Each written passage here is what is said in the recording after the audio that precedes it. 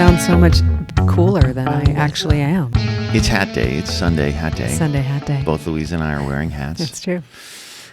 So first, I want to start out with the first album that you remember having, like you either from your parents or a friend or something, maybe even more from your parents, that you just remember like, oh. Even if you didn't like it that much, the album cover, Well, you know what's funny? I think I worshipped the ground my brother walked on. And so all of my earliest memories involve him. So this was in the mid 70s, and he had one of those really cute plastic record players that only played 45s.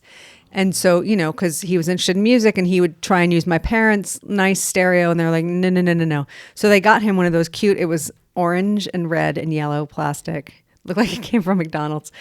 And but it actually had a needle that I don't know if I remember that. It did. Yeah, it did have a needle. That was like the only part of it that was, destructible. The rest of it was indestructible. And I remember he had a 45 of the Monkees' Last Train to Clarksville. And we were sitting on his bedroom floor, and he was playing it for me because we watched that show together. And so maybe then he was like, hey, I can play you that song again if you liked it. I can picture the rug. He had this great rug that had like these crazy shapes on it. And we used to play trains and trucks on the rug and stuff. Yeah, all that stuff. It's so clear to me. Did you you're watching repeats of the Monkees, right? Because the Monkees wasn't it late 60s, the Monkees? That's a great question. I think so. I feel like it probably was repeats. I say this because I remember watching shows and being kind of a fucking idiot that like I'm watching Gilligan's Island, and I in my mind I didn't think they were repeats. Yeah. Andy Griffith, I don't know, so weird because there wasn't a lot of content on television. That's true. Not like these kids today. They can watch anything they want, anywhere, anytime. Okay, so that was the first memory, and then what was the first piece of music? That was your brother's, but what was the first piece of music that, whether it was a record or a CD that you owned, that was like yours, that you got? Do you remember that? So when I was a kid into my tweendom, I discovered acting. I went to a summer camp, and I just happened to grow up in a place that had an incredible person who was an incredible drama teacher and director, blah, blah, blah. So kids from all over New Haven and Hamden and surrounding towns came to this camp. And there was a performing arts high school in New Haven. And so even though I was young, I was around these kids who went to this performing arts high school. And they were all punk. Total punk. Just cool. Like new wave and punk and that whole intersection. And they introduced me to like The Clash and The Cure and David Bowie. Also, Duran Duran. And Duran Duran was huge for me. And so to get back to your original question, the first album I remember buying with my own money on my own volition, like taking the bus to New Haven and going to that incredible record store. And this record store was so incredible that they had imports. They would have like 2 copies of the first Duran Duran LP that had Planet Earth on it or whatever. And at that time, it's not like where you can, again, not to be like I'm 100 years old, but it's like you have so much access in a great way to all those B-sides, alt versions, whatever. Yeah. But that was like, then you did it. You felt like you're the only person that had that. Yeah, and you scored real big.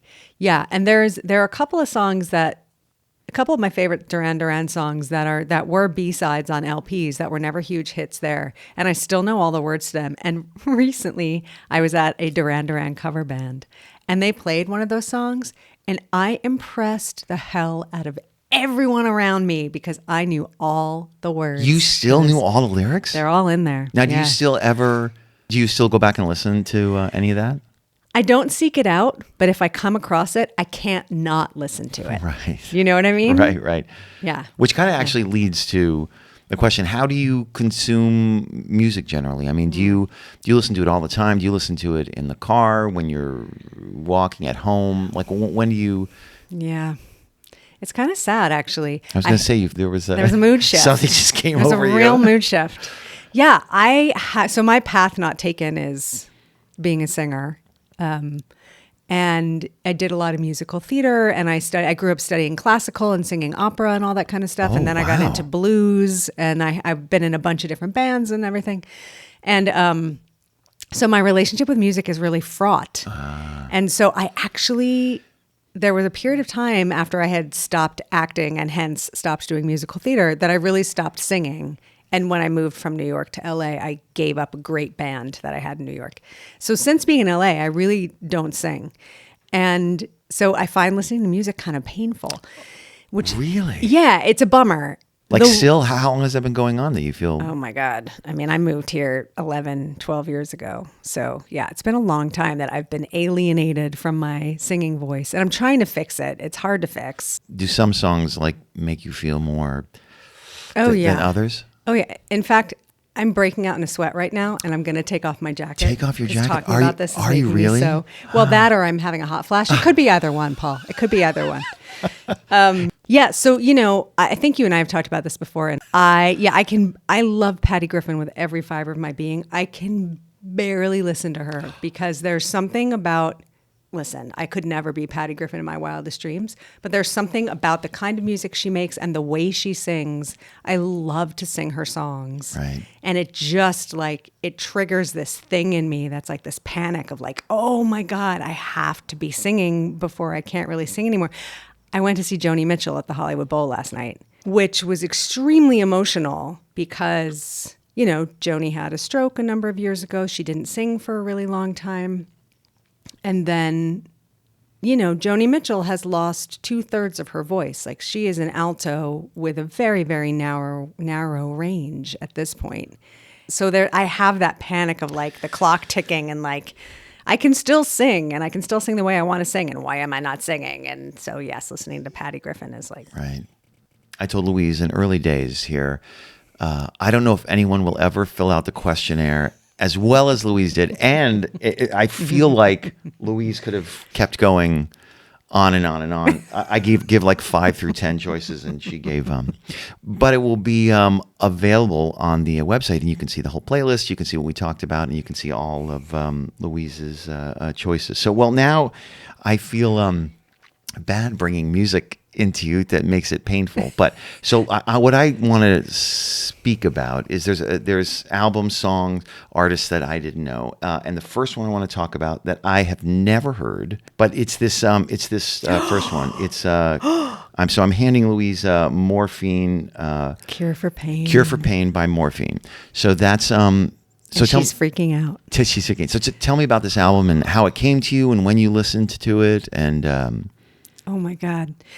So one of the very sad things about this band is that the lead singer, Mark Sandman, is gone. Oh. He died doing what he loved. He died on stage in Italy in the middle of a Morphine concert. This was many years ago now. How? I'm not sure if it was something congenital or I feel like it was some kind of congenital heart issue, but I could be making that up. So how did this come to you? Okay, and yes. Why is So, this one of your favorite albums? So after I graduated from college, I moved to Boston to go to the New England Conservatory of Music. And at the time, the House of Blues was brand new, and they were opening their first location, which was in Harvard Square. At Harvard University was actually a partner with the House of Blues because the House of Blues was also a museum with incredible folk art. Anyway, so it was in Harvard Square. And I lived just off Mass Ave between Harvard and Central Square. And right down the street from me was a little tiny bar called the Plow and the Stars. Great name for a bar, the Plow and the Stars. Amazing, right? Big fan of that name. Tiny, tiny, tiny space. And I just happened to be living down the street from them when they would have local bands come in. Whoever was booking bands there was a psychic. They booked everyone like months before they became huge. Really? So I went with a friend one night to see this band, Morphine, and there were like 20 people in the audience. They were absolutely unbelievable. They were a trio. And it turns out that one of my friends at the House of Blues ended up falling in love with and marrying the saxophone player in Morphine. What? Yes, yes. I'm not sure if it was from that night or I'm not There's sure. a saxophone player in Morphine. Yes. First of all, what is their kind of genre? Are they? God, that's such a good question. I mean, I think that's part of why I loved them. I don't think at the time in 1992, 93, I had ever heard anything like them. It was a bit of a, yeah, this says 93 on it. I mean, there was a real like indie rock vibe to it, but it was super melodic and rich and textured and dark. And Mark Sandman had this really kind of strange, gravelly, beautiful, almost Tom Waitian kind of voice. I'd just never heard anything. Who like I talked about last episode with is that right? That's episode 2. If you'd like to listen to that with Elizabeth Connors. And I still don't totally get Don Waite's voice, but that's a whole other thing. Okay, so what we're gonna do is we're gonna what's a track on this? We're gonna take a listen to, and it's just gonna bring up some things, and then we'll come right back. Don't talk about it while we're listening to it, okay? And then we're gonna come right back and listen to it. All right, yeah. Let's just start at the beginning. What track? The first track? Donna. Yeah. What's it called? Donna. Donna. Mm-hmm. Donna. Okay, so we'll be right back in 2 Shakes of a Lamb's Tail. Don't know what that means, but we're gonna listen to Donna. By Morphine on this album, Cure for Pain.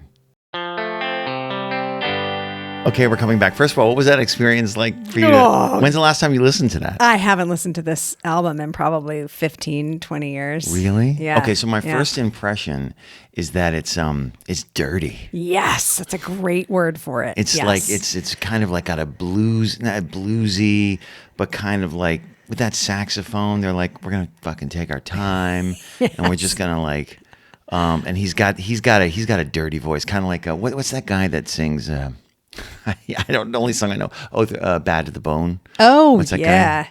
Thorogood, George Thorogood. Yeah. I mean, I just heard a minute of that. Yeah. Are all the songs in the album similar to that? Yeah. And then he's also got like when he wants to, he's got a higher register that's almost a scream. He can really dig in and get up there, but he likes to sit low and save that. And build up to that. Yeah. Like go really. Yeah. And it's literally like you're just like holding on for dear life. Wow. It's super, super intense. And is this one of those albums that you like cover to cover, or is it like you pick? I'll sometimes have an album that I'm just like beginning to end, which is kind of rare for me, especially now. Yeah. They don't make them like that anymore. Yeah, but there's somewhere like there's 10 songs, 12 songs, and like I love 5 of them. 3 of them I'm like, and then 4 of them I'm like, I know I'm going to skip. Yeah. Unless I give them their due, and then sometimes, which I think was the case in the 70s and 80s when you had physical media, you were forced to listen to those songs over and over, kind of. Yeah. And then you ended up appreciating them and liking them more. Totally. And they were put together with such purpose at that time because that is the way we consumed media. So whether it was a story or a journey or whatever you want to call it, there was a very specific order to the songs in an album that was fought over often and argued about, by the people in the band and the managers and the producers, and like it was a thing. It's not a thing anymore. You don't put albums together that way anymore. There's just singles, and when people do, you notice it. Well, and it's playlists, I think, that have taken the place of that. Now we do that for ourselves. We Right. put together our own stories and journeys or whatever with our playlists. That's actually really interesting. That's a great point that we put together our own stories and journeys with playlists. That's totally true. Yeah. We filled that void for ourselves. We have replaced it with doing it ourselves, basically. Do you like music that pushes you? Yeah. You do? I do. I really do. And I don't think I ever knew that until I filled out your questionnaire. And I got to the question that was like, what can't you stand, or what doesn't work for you? And I was like, I can only think of death metal that has no melody. Like if it has melody, I'm in. Like I want to hear how it all fits together, Right. Yeah, but I couldn't think of any. Yeah, I do like music that stretches me. I guess my caveat to that is when I say that I don't like music that stretches me, I don't like listening to it regularly. Oh, I see what you mean. You know what I mean? Yeah. I got I started to get into jazz when I started to collect vinyl. I'd never known about it. And I started to find my sweet spot was, I think it's called, like in the 60s, hard bop. And so there's a lot of artists during that time that I absolutely love. I was trying some Mingus, Charles Mingus. And I bought an album, I think it was called Mingus. I think there's 4 Minguses. And I got it, and I appreciated it. I appreciated it because the man's clearly a genius, but it was a fucking hard listen. Yeah. I mean, and then I also simultaneously had gotten an Alice Coltrane album called Pata and the something. I don't remember the name of it. Same thing. I was like, oh, there was no, I'm like, give me a little bit of a melody or something, but it was experimental. I understand what they were doing. So I appreciate it in that regard, but I don't want to own that music like I ended up selling those, because that's a whole other, I like to be very curated. Very curated. Yes. I want it to come out. I either like one song on it, I love the cover art, or I love the album. Yeah. And if I don't, I can't have it in my collection. I'm constantly just standing over it.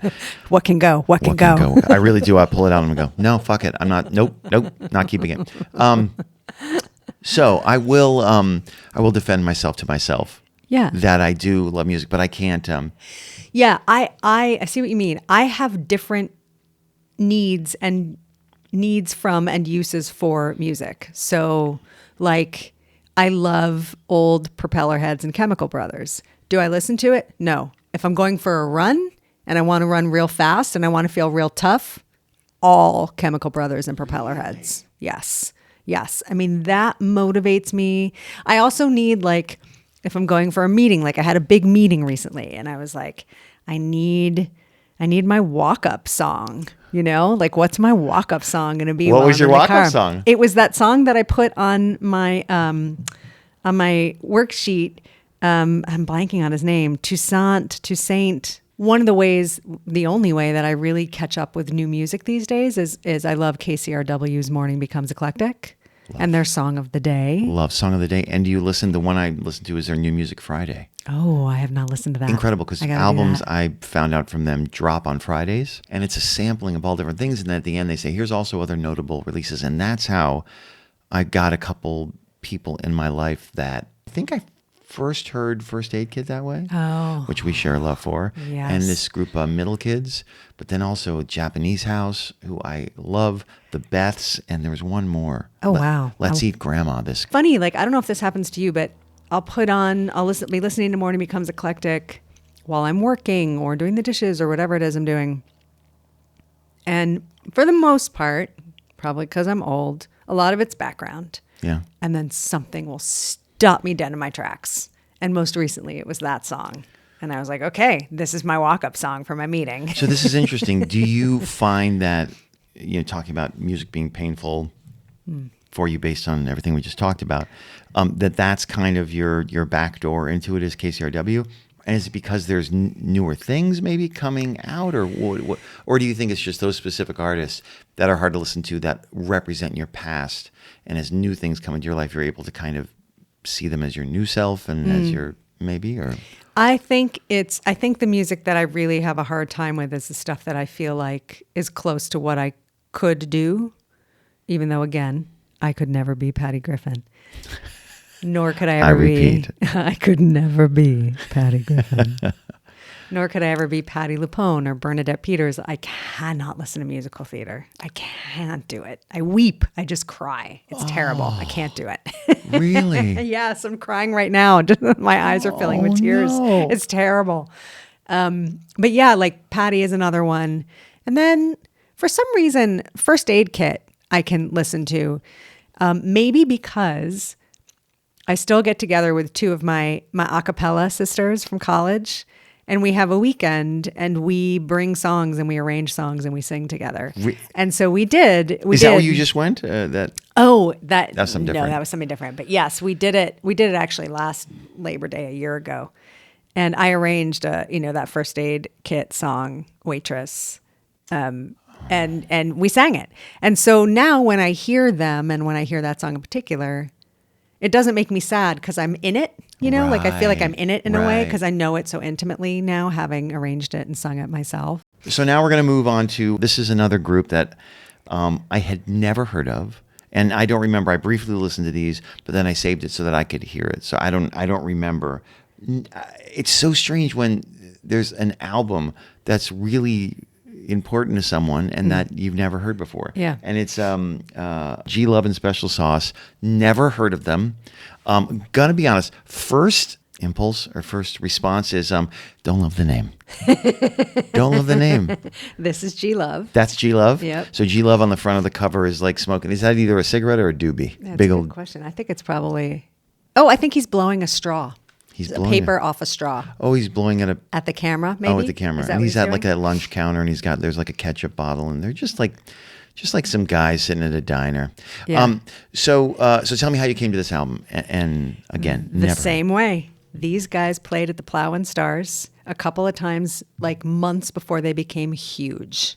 And I fell in love with him, as did everyone in the room. Looking at this picture, this is very attractive. quite You can see handsome. the cover if you look at it online. Yeah, quite. Yes. Yeah. Now wait a second. When you say blew up, become big, like at that time, this is like the mid '90s, late Yeah, 90s. this was 92 to 94. Did Yeah. they get big? As in, did they get radio play? Or? They did. They definitely got a lot of radio play in Boston. And I was pretty confident that they made the Billboard, maybe not top 10, maybe top 20. I can't actually remember. But they had a video on MTV, which was quite helpful, again, because of the face of this Yeah, handsome you don't man. want to bury that face. But also, he was just, super talented. And he had a very, very cool persona on stage, which was also very helpful. Did you see them after that in any different venue? Yeah, I saw them at a music festival, I think. They might have actually even played. Is it possible that I saw them at Jazz Fest in New Orleans? I might have seen them at Jazz Fest in New Orleans like 5 years later or something. But this was really their big, huge album. And the first song on this was their big, huge song. Okay, so we're going to listen to that. So what's the name of that song? That is The Things That I Used to Do. The Things That I Used to Do. We're going to take a listen to it. G Love and Special Sauce. And the album is G Love and Special Sauce, which is a little arrogant to name the album. No, people do that. That's their first album, I guess. Yes, Yeah, right. that's Okay. right. Okay, we're going to take a listen.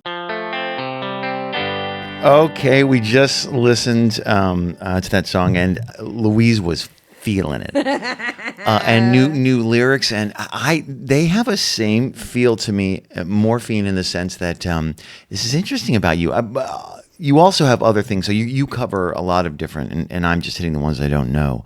So it's not like this is just your sweet spot, but there's definitely a soft place in you for I feel this kind of like groovy, dirty, gritty, but very like the vocals. They have some behind it, like they got that drum at the beginning. Yeah. It It just hooks you instantly. Yeah, You're yeah. in it and you cannot escape. And it makes sense. Like when I hear both of them seem great live. Like that Yes. seems like a great show. 100%. You're just hearing that. Yeah. Yeah, and I was the girl dancing by herself, plastered up against the front of the stage. Like yes, I thought they were all gorgeous and sexy, but like I wasn't even paying. I was so in the music, drenched in sweat, like could not have been less attractive myself. Just like I was so in it. It was such a, I couldn't not, So listening to the lyrics when you were doing that with Morphine, and he's singing this Donna song because it's about, he goes, come closer to the stage, where you're like, okay. Okay, Mark. Here I am. Here I am. Hi. Hey. Okay, we're going to keep jumping. Oh, wait. I wanted to say one thing about what you just said that I thought was so interesting. Yeah. That made me realize something I've never thought about before.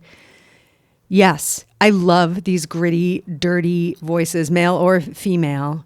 And I think it's because as a teenager, I was singing a lot of opera and I was a soprano.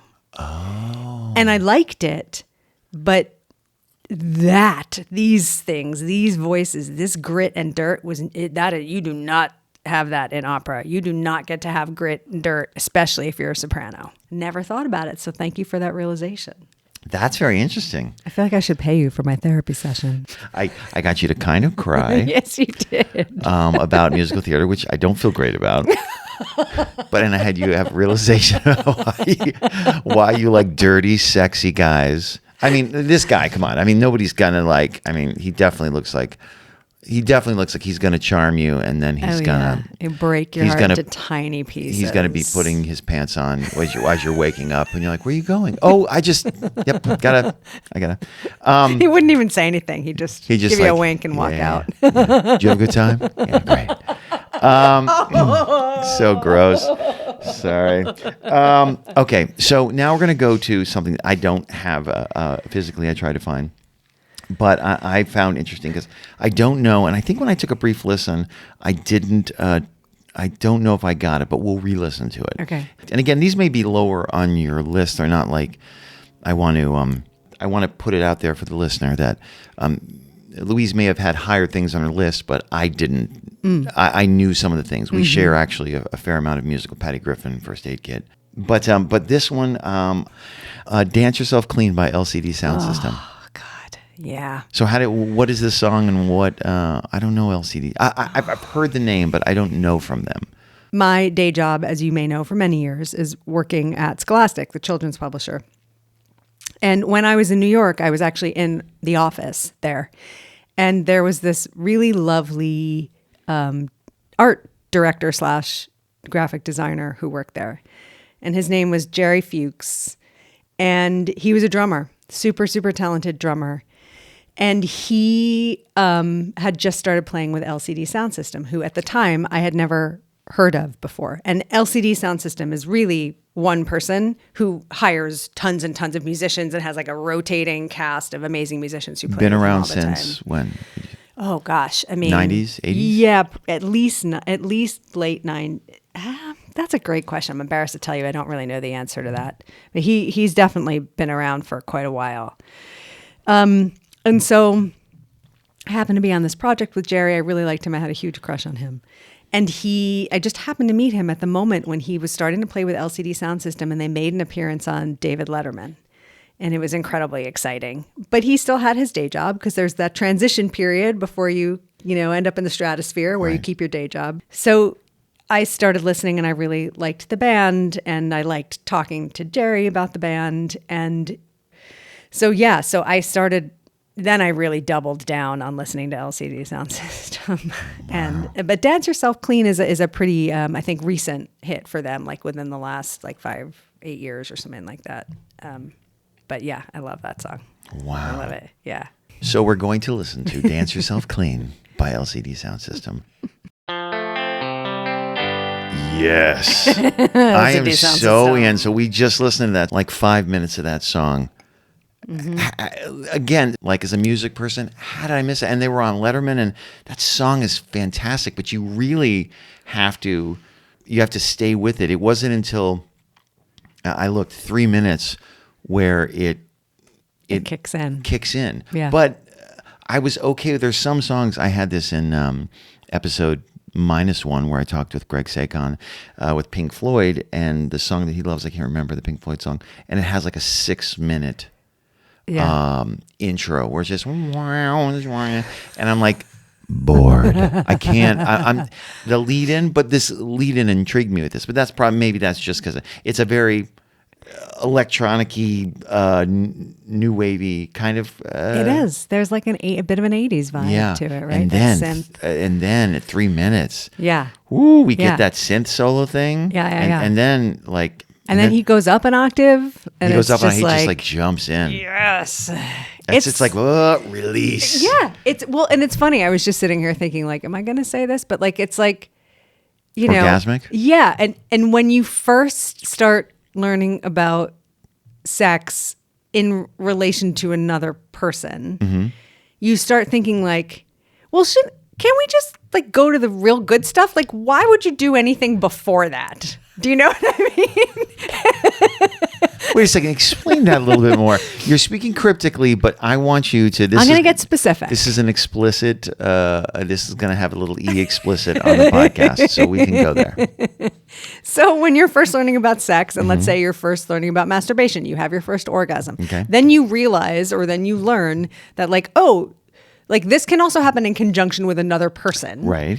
And then you go through this phase. I think a lot of teenagers go through this phase where they're like, well, yeah, you can kiss, and like there are all these other things that you can do on the way to the orgasm, but like why bother with any of that? Let's just like get in there, like get the hands in the pants, or like get the clothes off or whatever, and let's just like have the orgasm. Then after you do that for a while and you grow up a bit and you become more mature and you realize there's another person involved, and like there's a reason why there's other stuff you can do first. And it's called intimacy, and it's called taking your time, and it's called enjoying, and it's called anticipation. Once I got to know this song, because I had a similar reaction. I was like, well, I just want to get to that point where it just like explodes and it's so exciting and it's so dramatic. Dun, dun, dun. And you're like, okay, what are we? I'm listening to the words. Why are we here? And then once I really got inside the song, I really started to appreciate those first 3 minutes, because it is all anticipation, and it's layered so beautifully, and it really builds so gradually. If you really can pick out the different tracks and stuff, what he's doing there.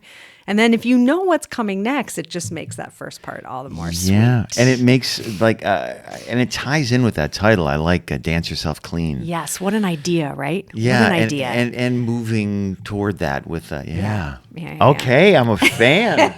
Is the rest of their stuff of the same ilk, or is that like a specific? You know, it's interesting. He's such. I'm totally blanking on the name of this man. It's James something. He's beloved amongst musicians, but a lot of he's kind of all over the map. But there is a sort of thematic connection. Like I won't always hear an LCD Sound System song and be like, oh, that's LCD Sound System. But I kind of like that. I kind of think that's amazing. He constantly transforms. I have a section in the questionnaire that's things you don't think, I don't know, maybe either other people think you would like or you would think you would like. And of the 10 songs you listed there, 5 of them, you have Black Sabbath, Rat, Scorpions, Def Leppard, and Skid Row. So talk to me, Louise, about what hard rocker girl is inside of you. Well, now that we've had the conversation about the gritty voices and me being a sweet angelic soprano for a lot of my teen years, I think it was the contrast. Also, like, you know, MTV was huge in my life, at this moment. And so, you know, the metal bands, the hair bands, they had pretty incredible eye-catching videos that you were like, what is happening? A lot of eye candy. Am I allowed to be watching this? Like, what is going on? Oh, interesting. You would say, am I allowed to be watching this? This does tie into the good girl. Yes, absolutely. Were you a good girl household? That's a great question. I really walked a line because I was a straight A student, and I did follow rules, and I really did respect my parents, and I didn't want to do anything that was going to upset them or make them mad. And yet, I had a group of really good friends who were all also really good students and like focused on their futures and stuff, and we drank like you would not believe. Like, I can't believe we survived some of the stuff. And I think everybody feels that way about high school. They can't believe they made it through. Knock wood if they did make it through. Except for me, and Alyssa makes fun of me about it, but that's a whole other thing. Where I told my parents I was going to sneak out, and could they leave the alarm off for me? What did they do? I don't know. I was such an innocent. I don't know why. Like, I didn't have these kind of like experiences. Alyssa's like, how am I alive? And I'm... I don't know. It wasn't. Did they lock you in your room that night? No. Or did they drive you to the party? What happened? No. I just wanted to take I had a friend. I had a friend sleeping over. I think it was Eric Roth, my friend, and I wanted to take. Maybe I was 15, and I wanted to take the car, but I told him the whole plan, and I told him I didn't tell him we were going to sneak out. And I said, well, you guys, hey, Mom, I want to do this. And I literally drove to the bottom of our driveway and around and back up. That was the joyride we took. You crazy kids. And I asked them to turn. I don't know. I was just I had a weird, I'm just going to say it. I didn't masturbate until college. I didn't. And I don't know why. You just weren't interested. I don't know, because in high school, I had, how do I say this? I had assistance from a female in how, not handy. She gave me a handy. Basically, I had handies, okay? But I don't know why it didn't occur to me, or there's a lot to unpack there, but we're not going to talk Wait, about it. I'm so impressed that you got a handy before you even touched yourself. Like that's like you were a bit of a playa without even knowing it. I don't know. It was weird. A lot of wet dreams, I think, because that stuff is so built up. Do you know what I mean? I just so much. But that thumping is my dog's tail. Hi, Sid. Anyway, but what were you saying? That's Oh yeah. So I was really, really drawn to the videos because, when those metal band videos first came out, we really hadn't seen much like them, I don't think, or I certainly hadn't anyway. And like Sebastian Bach with the hair and like, was he Skid Row? He was Skid Row. Yeah. And what a name, Skid Row. I know. Love song. So you put under love song. And I like this song, but I want you to tell me why Babylon by David Gray. Maybe I just don't listen to the lyrics. Why that's a love song for you. Yeah, that's a beautiful song. It's funny. That's a great song. When I was filling out the love section, I was so surprised that there was nothing sort of traditionally saccharine about love. Right? Like, I don't think I'd listed anything that was traditionally about love, but it was about the vibe of the song. And David Gray is such a romantic. Oh, that voice. That and he's voice, yes. And I just love that song. Yeah. And the lyrics are really lovely. So love song for you is more something that... Well, I do think it is more for me about... Like, a love song for me isn't necessarily about romance. It could be about pining. And I feel like Babylon is a bit piney. Mm-hmm. But I was surprised by that because I was thinking I'm thinking like, oh, I'm going to put on all these songs, like songs you want to have sex to, or like, like songs you would play during your romantic Valentine's Day dinner or whatever. And that's not what I chose at all. I chose all these songs that are about unrequited love or pining or, or just like having a crush on somebody and they don't know it yet, like that kind of stuff. I love it. That's good. Okay, which is also I found interesting. Another one you put was "Love Interruption" by Jack White. Oh. And again, that's not like although it is, I didn't fully listen to it, but same kind of thing for you on that one. That's dark, like those, like I want love to like walk right up and hit me, like that. And Jack White is like a descendant of these guys, of Morphine and G-Love, like that kind of like grit and anger in the voice. I'm very, very, as we've established, quite drawn to that. You're dark. There's a lot dark. Yeah. And Jack White is sexy as hell. He is. When he sings that song, it's just irresistible. You know who else is sexy as hell is Meg White. When I saw when she's doing that. Yeah. And like she's just like, for the listener, I'm like putting my tongue to the side. Like you see her in those early days playing those songs and she's just looking at him. Yeah. And she's just in a zone but connected with him. Yeah. And I don't necessarily find her attractive, but incredibly like sexy and just like bubbling, like it's just oozing out of her this kind of like what's so hot about when someone is playing that kind of, I mean, like what these bands kind of were for you. They're just like, it's raw and dirty and it is like sex without sex. Mm-hmm. Mm-hmm. Like a dynamic like they had, like Jack and Meg had, and like, whether it's between the people on stage or whether it's the people on stage directing it outward, like it is very sexy. It's very like, yeah. So I'm very drawn to those songs. Mutual Love, I Can't Make You Love Me by Bonnie Raitt. I just heard her sing it I saw her a couple weeks ago up here, actually, in Thousand Oaks. It's right off Thousand Oaks. Oh, yeah, it's big. It's yes, a big, and it's literally right off the 101, I think. Yeah, but it's pretty large, Huge, right? Yeah. and beautiful. It's like a concert hall. Yes, I had no idea it existed. Our daughter did like a dance show where you pay $1 bazillion so that they do it, and then you sit there for like 4 hours and watch like levels like, from like 3 years old up to 18, and you're just like, oh my God, this is horrible. And you buy these expensive what a fucking ride that was. Anyway, so we shared that, and you saw it. Did she? Was it lovely when she sang it? I mean, Bonnie Raitt is 74 years old, and she sounds exactly the same. Wow. And she's such a lovely performer. And that song, you could just whenever I listen to that, it starts with, it goes, and you just kind of like, you just melt into it. Yeah, and you just like, you're asking me to slow down. I'm going to slow down. Mm-hmm. So thank you for coming. You're welcome for the therapy. Thank you. Thank you for making me cry. I'm sorry that a couple times made it really Paul. raw, but it was good times. Yeah. Thanks, Louise. My pleasure. Thank you. Thank you for having me.